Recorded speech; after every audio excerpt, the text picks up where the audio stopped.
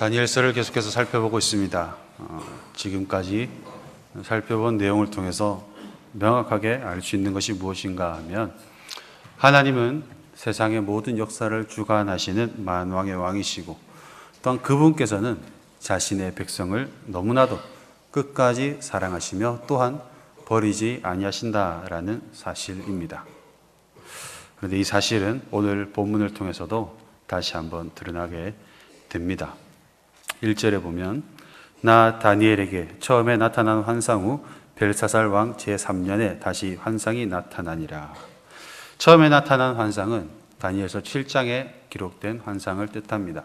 이 환상을 본 이후에 이제 2년이 지난 거죠. 2년 후에 오늘 이 8장의 환상을 다시금 다니엘에게 보여주신 겁니다. 그리고 2절에 보면, 내 몸은 엘람 지방 수산성에 있었고 환상을 보기는 을레 강변이었다 라고 기록하고 있는데, 다니엘은 바벨론의 아주 주요한 관리였습니다. 그렇기 때문에 아주 특별한 일이 아니고서는 그는 바벨론 궁을 떠날 수 없었던 사람이죠. 그런데 엘람 지방 수산성 을레 강변이 어디인가 하면 바벨론으로부터 동쪽으로 한참 떨어진 곳입니다. 메대와 바사의 중간 지점 정도 되고요.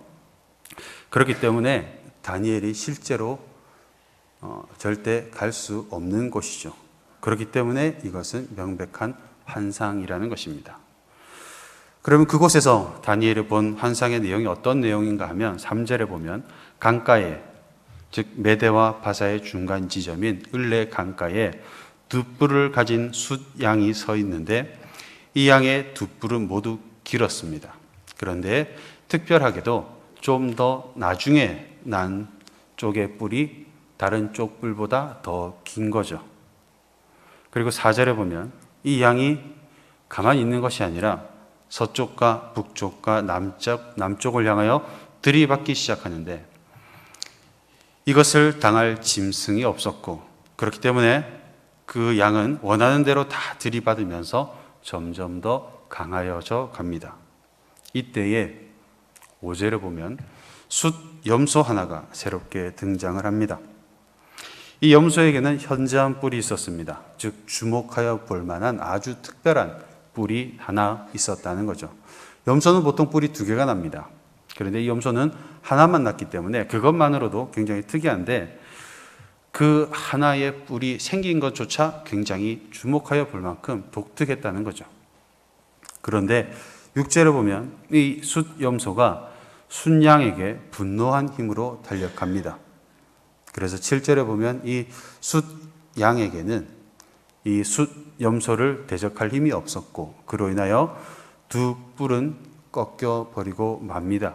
그래서 결국 8절에 보면 아주 강했던 그 양을 꺾어버림으로써 숫 염소가 새로운 강자로 등극하게 되는데, 그 역시나 점점 더 강해져 갔는데, 아주 강해졌을 때에 이 특이한 하나의 뿔은 꺾이게 됩니다. 그리고 그 자리에는 현저한 뿔이 4개가 사방을 향하여 나게 되었죠. 자, 무슨 내용일까요? 아마 7장에 나타나왔던 그 환상을 기억하시는 분들은 이렇게 생각하실 수 있습니다. 어떻게 보면 여기서 나온 양과 염소는 7장에 나왔던 두 번째 짐승, 곰처럼 생긴 두 번째 짐승과 표범처럼 생긴 세 번째 짐승과 같은 짐승인 것처럼 보인다라고 생각하실 수 있습니다. 맞는지 한번 보겠습니다. 20절에 보면, 내가 본 바 두 뿔을 가진 숫 양은 곧 메대와 바사 왕들이요. 21절에 보면, 털이 많은 숫 염소는 곧 헬라 왕이요. 그의 두 눈 사이에 있는 큰 뿔은 곧 첫째 왕이요. 22절, 이 뿔이 꺾이고 그 대신에 4뿔이 났은즉 그 나라 가운데에서 내 나라가 일어나되 그의 권세만 못하리라. 우리의 생각이 맞았죠. 먼저 숫 양에게는 두 뿔이 있었습니다. 먼저 난 것보다 나중에 난 뿔이 더 크다라고 했는데, 바사는 원래 국가라고 하기에는 조금 민망했습니다. 원래는 메대가 제국이었죠. 그 메대로부터 고레스가 바사로 감으로써 바사가 커졌는데, 결국에는 바사가 메대보다 더 커졌죠. 그것을 의미하는 것 같습니다. 그리고 이 양이 들이받은 방향, 서쪽과 북쪽과 남쪽을 보면 서쪽으로 가면 바벨론, 메대와 바사가 있었던 나라에서 서쪽으로 가면 바벨론이 나옵니다. 그리고 북쪽을 보면 아수르가 있었죠. 남쪽을 보면 이집트가 있고 더 가면 이스라엘이 있습니다. 즉 메대와 바사가 정복 전쟁을 해 나갔던 방향이 정확하게 서쪽, 북쪽, 남쪽이라는 것입니다. 그리고 이어서 숫 염소 역시나 보면 헬라 제국이 일어났는데 현저한 뿔 하나는 첫째 왕 알렉산더 대왕을 의미하는 것으로 보입니다. 그리고 그 이후에 사방으로 난 뿔 4개는 역사를 살펴보면 알렉산더 대왕이 33세의 나이로 일찍 죽고 난 이후에 그 헬라 제국은 그리스와 마게도냐 지역은 카산드로 왕조, 그리고 바다를 건너 소아시아 지역은 리시마코스 왕조, 이집트 지역은 플로레미 왕조, 시리아와 이란 지역은 셀류코스 왕조가 세워지게 됩니다. 즉 이 꿈은 너무나 구체적이고 정확하게 앞으로 되어질 일들을 보여주고 있다라는 것이죠. 그런데 하나 궁금증이 생깁니다. 물론 부분적이긴 하지만 이 여기까지의 내용들은 7장에서 나왔던 내용들입니다. 그런데 왜 하나님께서는 이 내용을 반복적으로 2번이나 보여주시고 계실까요? 다니엘서는 그 의미를 정확하게 알아내기가 어렵다고들 이야기합니다. 그래서 학자들마다 서로 다른 주장을 하기도 하는데 그 이유가 무엇인가 하면 이 책에 기록된 내용이 꿈과 관련된, 즉 환상과 관련된 묵시이기 때문인 것도 있지만 또 하나 그것만이 아니라 이 다니엘서라는 한 권의 책이 2가지 언어로 기록되어 있는 것도 한 몫을 담당하고 있는 거죠. 무슨 말인가 하면 다니엘서는 총 2가지 언어로 기록되어 있습니다. 물론 우리가 보는 성경책은 한글로만 기록되어 있습니다만 원문을 보면 1장에서 히브리어로 시작됩니다. 그리고 2장 4절부터 아람어로 그 언어가 변경되죠. 그렇게 해서 계속해서 7장까지 아람어로 기록되어 있다가 우리가 보고 있는 8장부터 다시 히브리어로 바뀌어서 마지막 12장까지 히브리어로 끝이 납니다. 이상하죠? 그래서 어떤 사람들은 다니엘서는 짜집기 된 책이다라고도 이야기를 하는데 그렇지는 않습니다. 그렇다면 왜 다니엘은 이렇게 2가지 언어를 사용하였는가? 역시나 이에 대하여도 의견이 분분합니다. 그런데 그 의견들 가운데 가장 합리적이고 우리가 수긍할 만한 그런 이유가 무엇인가 하면 언어가 변경될 때마다 초점이 바뀐다는 것입니다. 이 또한 무슨 말인가 하면 아람어는 그 당시에 바벨론이 사용했던 언어로서 세계 공용어라고 해도 과언이 아닐 정도로 그 당시에 모든 사람들이 알고 있었던 그런 언어입니다. 반면에 히브리어는 유대인들만 아는 언어라는 거죠. 그런데 아람어를 사용해서 기록하고 있는 부분을 살펴보면 그 내용과 초점이 매우 넓으며 주된 내용이 무엇인가 하면 유대인들의 하나님 여호와가 온 세상을 그의 뜻대로 다스린다라는 것입니다. 이 주장을 뒷받침해 주는 것이 모든 백성과 모든 나라와 모든 언어라는 표현이 4장과 5장과 6장과 7장에까지만 나타난다는 거죠. 이에 반해 히브리어로 기록된 부분을 보면 초점이 철저하게 유대인으로 좁아집니다. 그리고 그 유대인들과 또 그들의 성전이 어떻게 될 것인가에 그 내용의 초점이 맞춰진다는 거죠. 그래서 학자들은 히브리어 부분은 철저하게 유대인들만을 위하여 준 메시지다라고 이야기를 하고 있는 것입니다. 그렇다면 이 8장의 환상은 7장의 환상과는 달리 특별히 유대인들만을 위해서 준 환상, 즉 메시지라고 볼 수 있는 것이죠. 그렇다면 왜 하나님은 이렇게 중복된 내용을 반복하시면서 유대인들에게 과연 어떠한 메시지를 주시고자 하시는가? 우리가 살펴보지 않은 부분을 계속해서 살펴보면 9절에 보면 그 중에 한 뿔에서 또 작은 뿔 하나가 나서입니다. 이 뿔은 7장에 나왔던 네 번째 짐승은 아닙니다. 여전히 숫 염소의 이야기죠. 이 뿔이 남쪽과 동쪽과 영화로운 땅, 여기서 영화로운 땅은 유다, 즉 이스라엘을 의미하는 것입니다.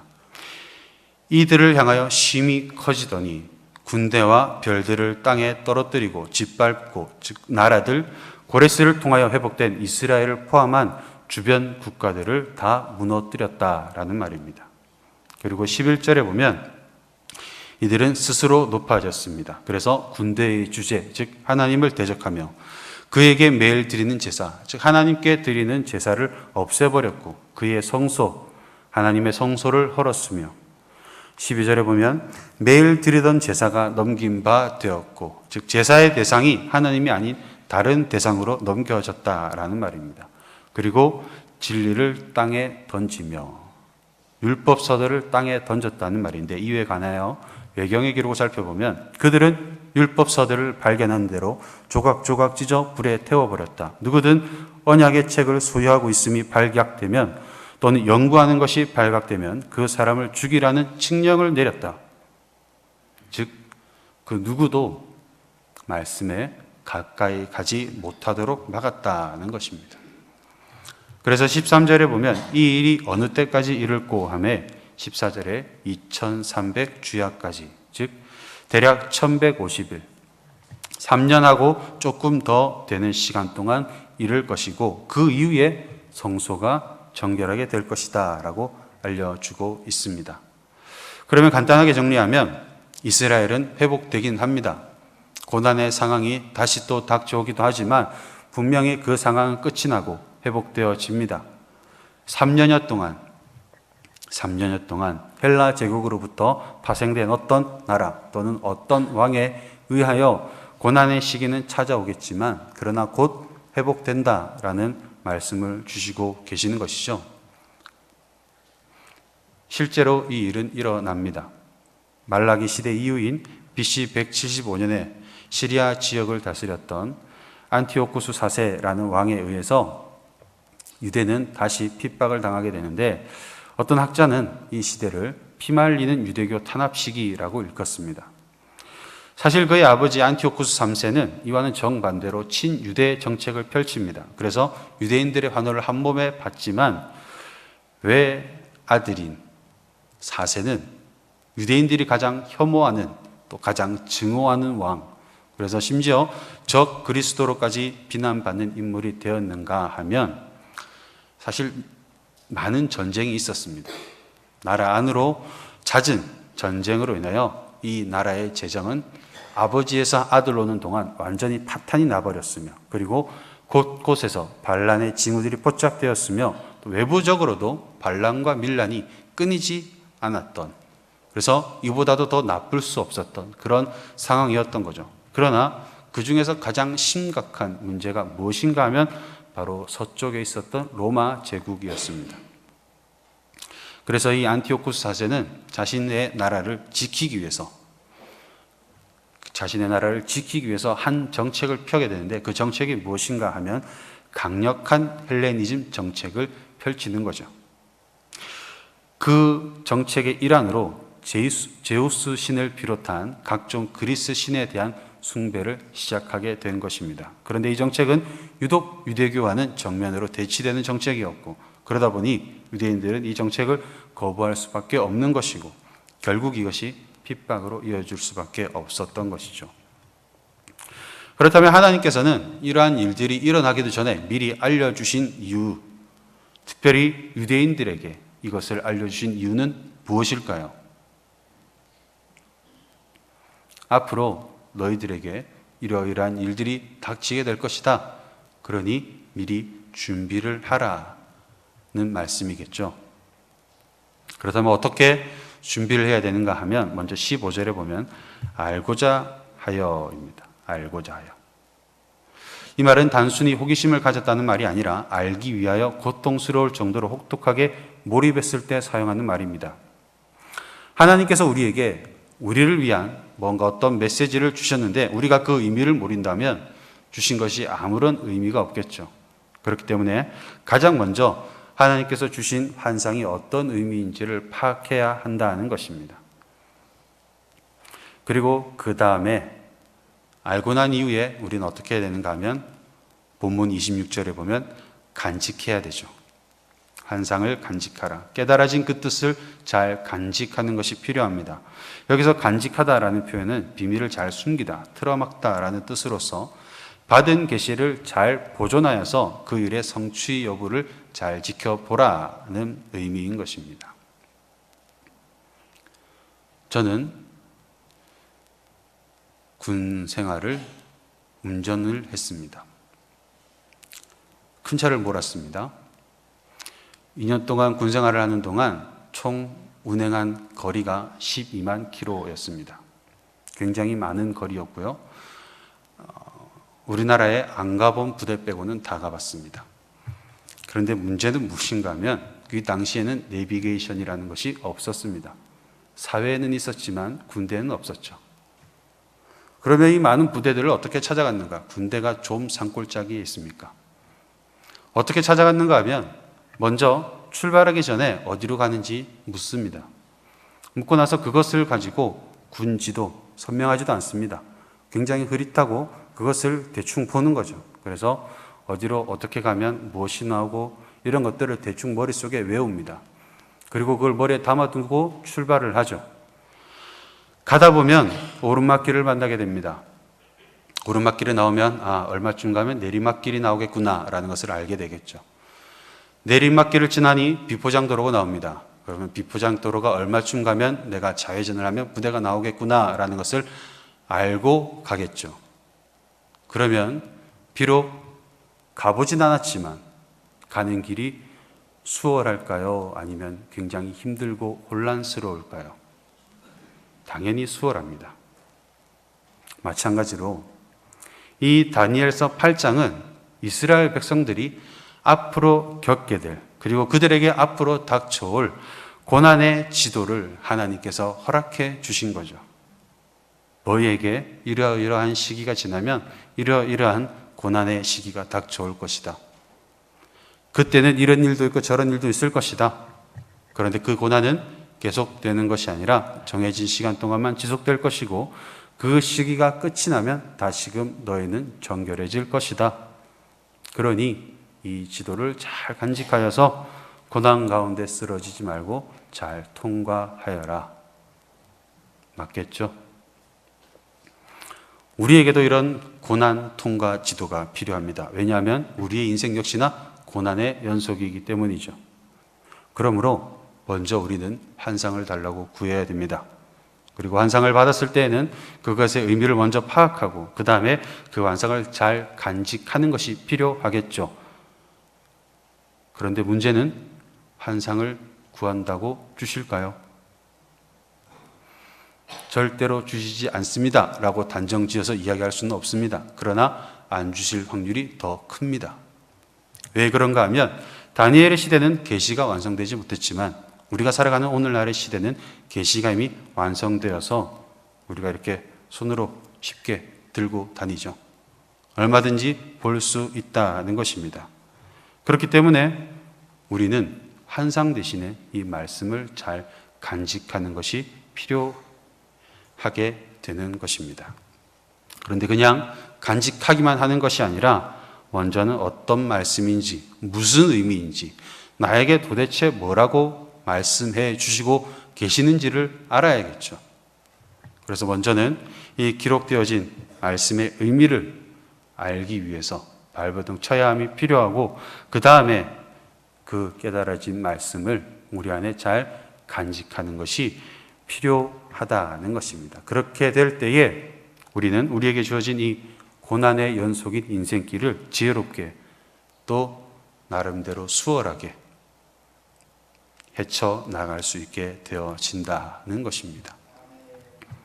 말씀을 잘 붙드시길 바랍니다. 그래서 우리 모두에게 주어진 그 인생을 아주 열심히 지혜롭게 하나님의 방법대로 잘 걸어감으로 말미암아 평안하고 형통한 그런 인생길이 되시기를 주님의 이름으로 소원합니다.